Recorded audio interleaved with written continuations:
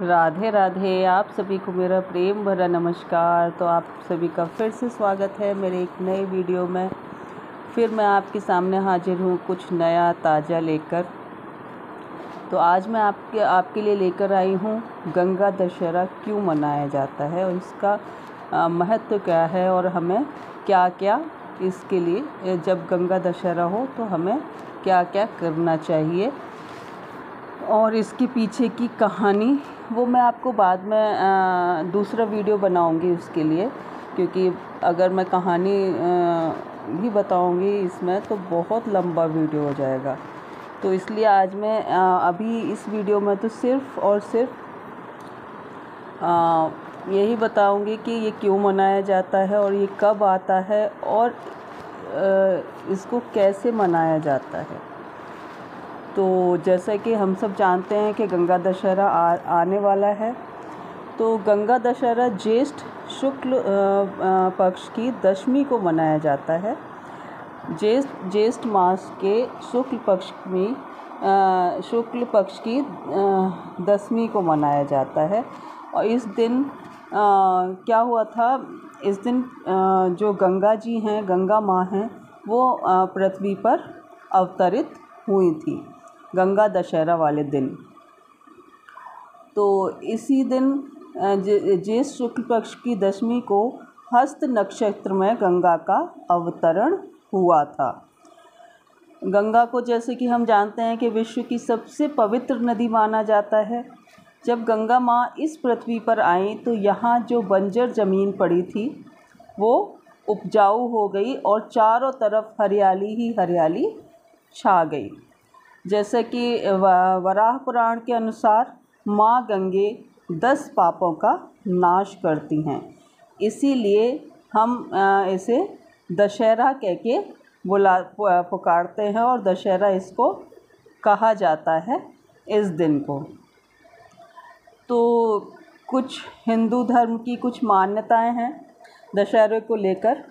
तो सबसे पहले है कि इस दिन जो गंगा जी के घाट होते हैं, जहाँ जहाँ भी घाट होते हैं वहाँ पर बहुत बड़े बड़े मेले लगते हैं और श्रद्धालु लोग उसमें आकर उस स्नान करते हैं और पूजा अर्चना करते हैं। तो एक तो ये हो गया आपका। और नंबर 2, जब शाम हो जाती है, शाम के समय बहुत भव्य दीपदान किया जाता है, बहुत बड़ा दीपदान किया जाता है और गंगा माँ की आरती की जाती है।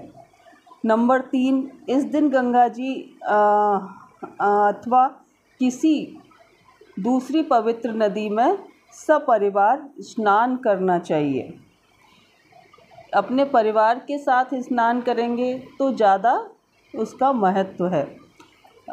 अगर संभव नहीं है कि आप गंगा जी नहीं जा सकते हैं या किसी नदी पर नहीं जा सकते हैं, तो घर पर ही हमारे घरों में गंगा जल रखा रहता है। तो हम जो गंगा जली होती है उसको अपने सामने रखकर उसकी पूजा अर्चना कर सकते हैं और हमें करनी चाहिए।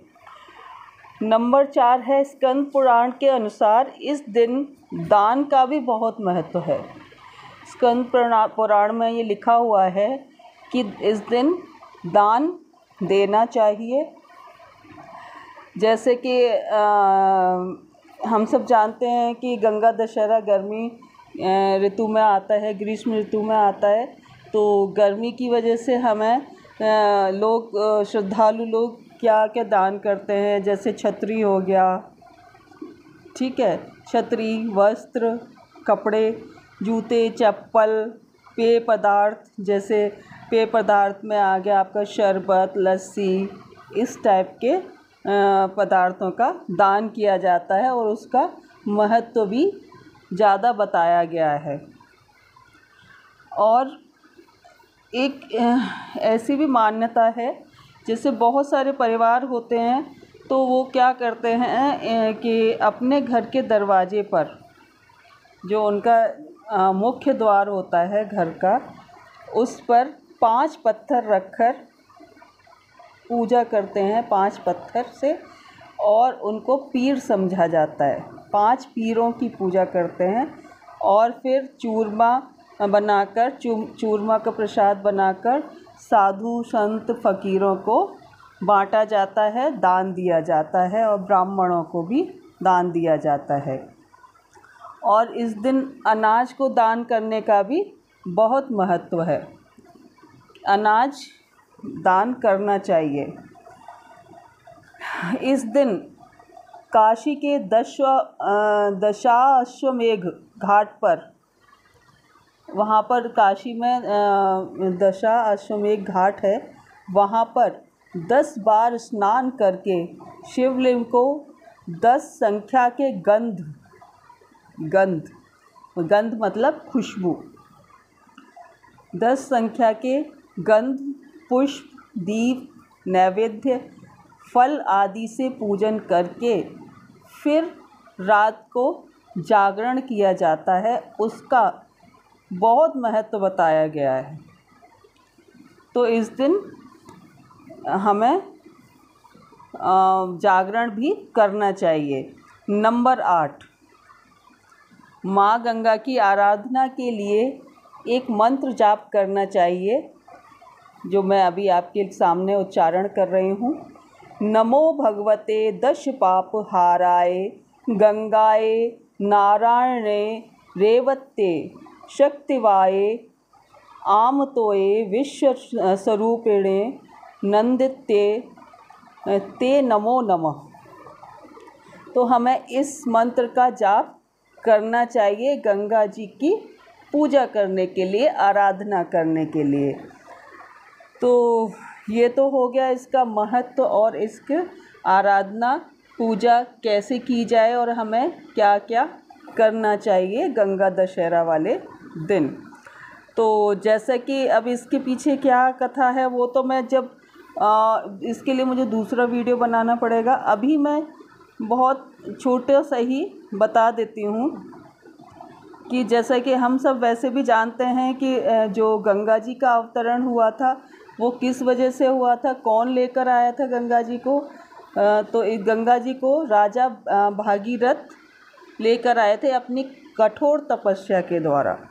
उन्होंने उनकी ब्रह्मा जी की बहुत तपस्या की थी। तो जब गंगा जी का अवतरण हुआ पृथ्वी पर, जैसे कि पौराणिक मान्यताओं के अनुसार गंगा का जन्म जगत गुरु ब्रह्मा जी के कमंडल से बताया गया है। तो इससे पहले गंगा जी ब्रह्मा जी के कमंडल में थी और गंगा जी को उनकी पुत्री बताया जाता है।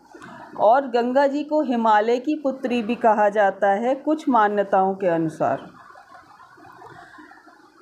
तो ये थी आपकी और कहते हैं कि जो इक्ष्वाकु वंश के राजा भागीरथ ने अपने पूर्वजों को मोक्ष दिलाने के लिए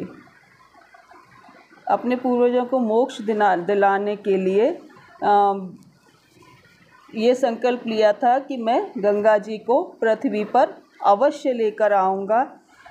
तो इसकी कहानी तो मैं अगले वीडियो में ज़रूर डालूँगी, ठीक है। और तब तक के लिए आपको प्रतीक्षा करनी पड़ेगी, इंतज़ार करना पड़ेगा। तो मेरा अगला वीडियो इसी विषय में होगा, तो तब तक के लिए आपको इंतज़ार करना पड़ेगा। तो जब तक के लिए आप ध्यान रखिए अपना और अपनों का, और सुरक्षित रहिए। वीडियो को पूरा देखने के लिए बहुत बहुत धन्यवाद, शुक्रिया, आभार, थैंक यू। तो फिर मिलते हैं अपने नए वीडियो में। अगर मेरा वीडियो पसंद आया हो तो लाइक शेयर भी कर देना, लाइक कर देना, और सब्सक्राइब जिसने नहीं किया है वो सब्सक्राइब भी कर दें। तो फिर मिलते हैं अगले वीडियो में। धन्यवाद।